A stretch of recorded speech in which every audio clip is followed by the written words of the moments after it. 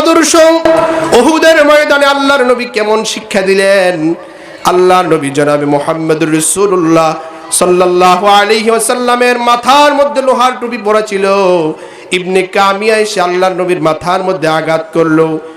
লোহার টুপি ভেঙে গিয়ে রাসূলুল্লাহর দন্দান মুবারক শহীদ হয়ে গেল। আল্লাহর নবী সাল্লাল্লাহু আলাইহি ওয়াসাল্লাম বেহুশ হয়ে পড়ে গেছেন।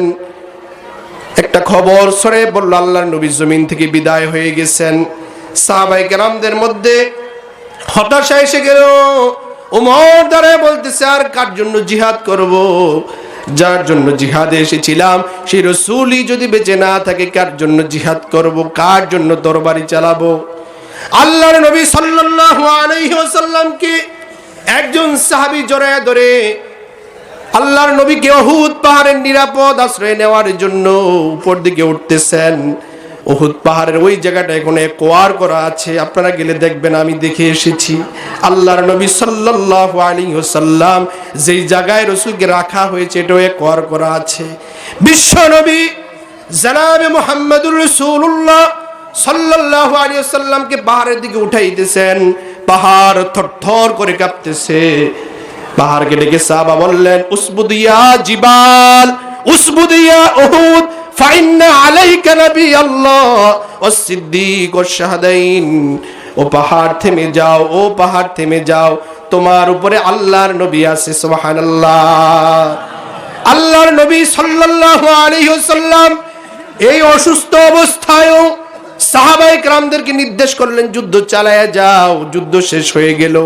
আল্লাহর নবী সাল্লাল্লাহু আলাইহি ওয়াসাল্লামকে দেখার জন্য মদিনার একজন মহিলা দৌড়ানো আরম্ভ করলো। সাহাবায়ে কেরাম পথের মধ্যে মহিলাকে আটকে দিয়ে বললেন, ও মহিলা, তুমি কোথায় যাচ্ছ? দৌড়ে বলল, হুদে যাচ্ছি। কেন যাচ্ছ? তোমার যে বাবা জিহাদের ময়দানে এসেছিলেন, তোমার বাবা আল্লাহর রাস্তায় কুরবানি হয়ে গেছে। সুবহানাল্লাহ। মহিলা বলল, সাহাবীরা, আমি তো আমার বাবার খবর শুনতে চাই নাই, তোমরা তাড়াতাড়ি করে বলো আমার বিশ্ব নবী মুহাম্মদুর রাসূলুল্লাহ কেমন আছে। সুবহানাল্লাহ। মহিলা আবার দৌড় শুরু করলেন। কিছু দূর যাওয়ার পরে সাহাবীদের আরেকটা দল আল্লাহর নবী সাল্লাল্লাহু আলাইহি ওয়াসাল্লামের ওই মহিলা সাহাবাকে আটকে দিলেন। আল্লাহর নবী সাল্লাল্লাহু আলাইহি ওয়াসাল্লামের সাহাবারা বললেন, মহিলা কোথায় যাচ্ছ? মহিলা বলল, হুদে যাচ্ছি। বলল, যে লাভ নাই, তোমার যে কলিজার টুকরা দুজন সন্তান এসেছিল, ওই দুইজন সন্তান আল্লাহর রাস্তায় খতম হয়ে গেছে। সুবহানাল্লাহ। মহিলা বললেন, আমাকে আটকেও না, আমাকে থামায়ও না, আমি আমার সন্তানদের কথা জানতে চাই নাই, বাবার কথা জানতে চাই নাই, আমি শুধু জানতে চাই বলো আল্লাহর নবী কেমন আছে। সুবহানাল্লাহ।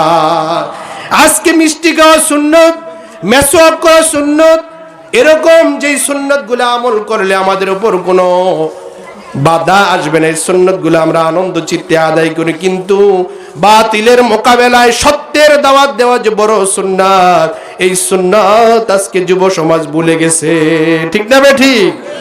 সুন্নাত নয় শুধু দাওয়াতের মেহমান, সুন্নাত নয় শুধু খাওয়া শেষে মধুপান, আরো কিছু সুন্নাত আছে তুমি জানো কি? জানলেও জীবনে কখনো তা মানো কি? আরো কিছু সুন্নাত আছে তুমি জানো কি? জানলেও জীবনে কখনো তা মানো কি? সম্মানিত দিনী ভাইরা, বিশ্ব নবীর প্রতিটা সুন্নত আমাদের আমল করা দরকার, আছে না নাই? জোরে বলেন, আছে না নাই? জিহাদ করবো তো দূরের কথা, সমাজ থেকেই তো রাসূলের সুন্নাত মেনে ফিতনা ফাসাদ গুলো দূর করতে পারলাম না। আজকের বিবাহ অনুষ্ঠানের মধ্যে একটা রাসূলুল্লাহর গুরুত্বপূর্ণ সুন্নাত, এই কাজের মধ্যে অশ্লীল বেহায়াপনা, গান বাজনা, নর্তকী এনে যুবক যুবতীদেরকে এনে ড্যান্স দিয়ে নাচ গান করে বিবাহ অনুষ্ঠান হচ্ছে। ঠিক না ঠিক? জোরে বলেন, ঠিক না ঠিক? এগুলো পরিহার করতে হবে সমাজ থেকে। রাসূলুল্লাহর সুন্নাত প্রত্যেক ক্ষেত্রে কায়েম করতে হবে। আপনার রান্নাঘর থেকে শুরু করে মন্ত্রণালয় পর্যন্ত প্রতি ক্ষেত্রে যদি রাসূলুল্লাহ সুন্নাত বাস্তবায়ন করতে পারেন, দুনিয়ার মধ্যেই জান্নাতের পরিবেশ বিরাজ করবে, বলি আলহামদুলিল্লাহ।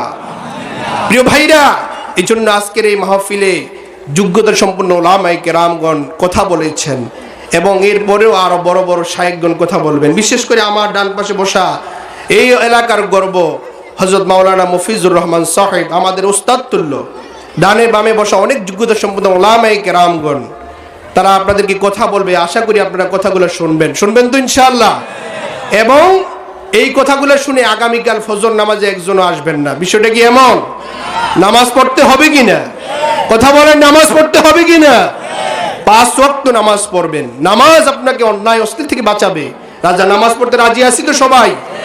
আজকের এই মাহফিলের পক্ষ থেকে আপনাদের সকলকে আন্তরিক মোবারকবাদ। এবং মাহফিলের কমিটিয়ান যারা, যে সমস্ত যুবক ভাইয়েরা আমি আসার পর দেখেছি তারা অনেক বেশি আগ্রহের সাথে আমাদেরকে আমন্ত্রণ করেছেন, এই সমস্ত যুবকদের জন্য দোয়া করি আল্লাহ পাক যেন প্রত্যেকটা যুবককে খালিদ বিন ওয়ালিদের মতো কবুল করে, বলি আল্লাহুম্মা আমিন।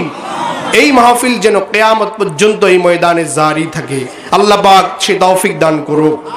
এই মাহফিল যেন এই এলাকার সমস্ত কবরবাসীদের কবরের আযাব মুক্তির জন্য ওসিলা করে দেব, আল্লাহুম্মা আমিন।